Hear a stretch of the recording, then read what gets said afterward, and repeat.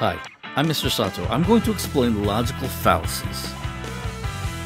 Your teachers has probably taught you different ways to persuade your reader to agree with you, supporting your arguments with strong, reliable evidence, that sort of thing, and that's good. But there are ways to cheat.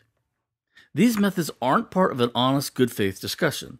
They are rhetorical devices to persuade people that don't actually prove anything. They're called logical fallacies, or as I call them with my students, rhetorical BS, which of course stands for bologna sandwiches. Logical fallacies are like Jedi mind tricks in that they only work on the weak-minded. They're often used when people are defending the indefensible. You should not use these because they're bologna sandwiches, but you need to know them so you know when someone is trying to use one on you. Here's a list of 10 logical fallacies. There are more kinds, and you can find more at these excellent websites. First, changing the subject.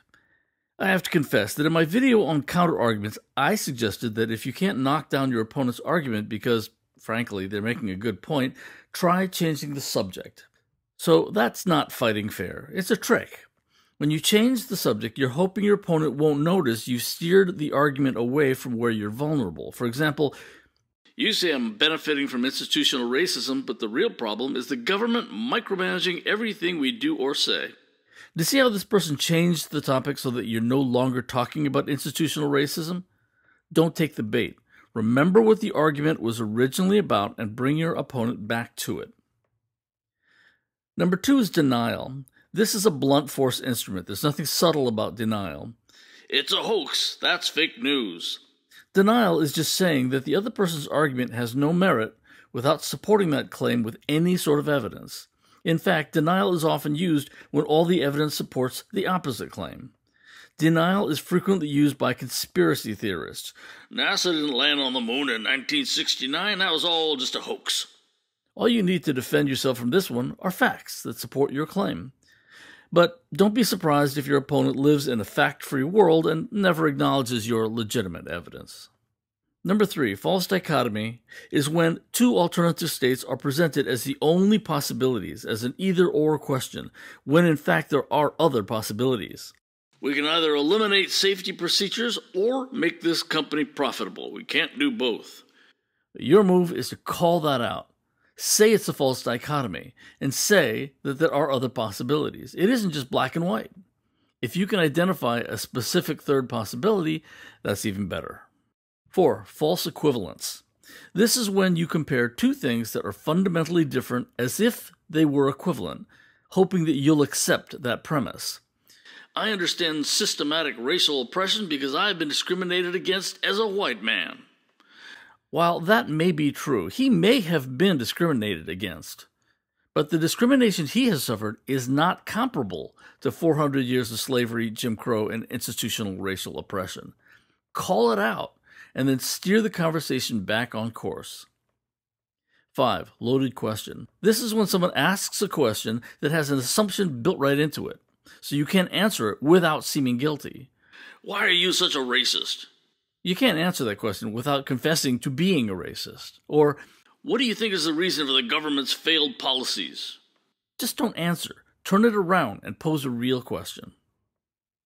6 is name-calling, or ad hominem. This is tagging your opponent with a negative or stereotypical label so you don't have to listen to their reasoning. Oh, that's ridiculous. You're just another entitled millennial. Once you've allowed someone to put a label on you, it can be used to delegitimize everything you say. 7, projection is accusing your opponent of something that you are guilty of yourself without actual evidence. An example would be a politician who secretly accepts bribes, going on the offensive and accusing his opponent of being corrupt.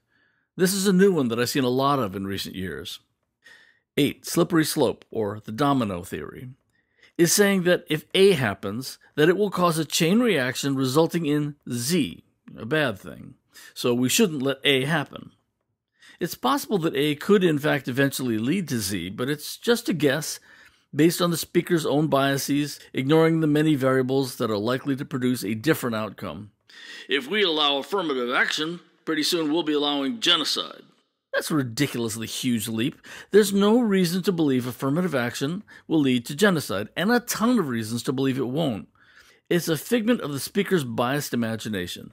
Don't accept that assumption. Call it what it is, a slippery slope argument. 9 is the straw man. This is a straw man. See how easy it would be to just knock this right over? Straw man is when your opponent misrepresents your opinion to make it easier to attack. Your attempt to give health care to all Americans is basically the same as Cuban socialism, and we all know how that turned out. This person has misconstrued the original argument because it's easier to say that Cuban socialism is bad than to address the actual complexities of healthcare. To counter a straw man, you have to say that that's nonsense and restate your actual argument. Last, whataboutism. This is when your opponent counters your assertion by saying you're guilty of something just as bad. You condemn me for being a terrorist, but what about the bombing of Hiroshima? Isn't that terrorism? Don't be pulled off track. Say that that's a separate argument that we can have at a later date, but that right now we're talking about your original assertion. Okay, here are all the definitions. You can take a screenshot. Now here are 5 statements. What logical fallacy is being employed in each? Some of these have more than one possible correct answer. 1. A mother criticizes her son for his bad grades in college. He responds, "What do you know about it? You didn't even go to college." 2. You're either part of the solution or part of the problem. 3. Don't listen to anything she says. She's a right-wing radical. 4. If we allow transgender students to choose what bathroom to use, before you know it, sexual predators will be hanging out in the girls' bathroom.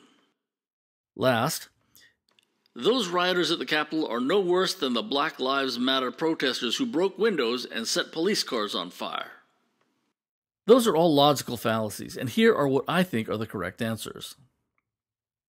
Knowing about logical fallacies, or rhetorical BS, is an absolutely necessary form of self-defense.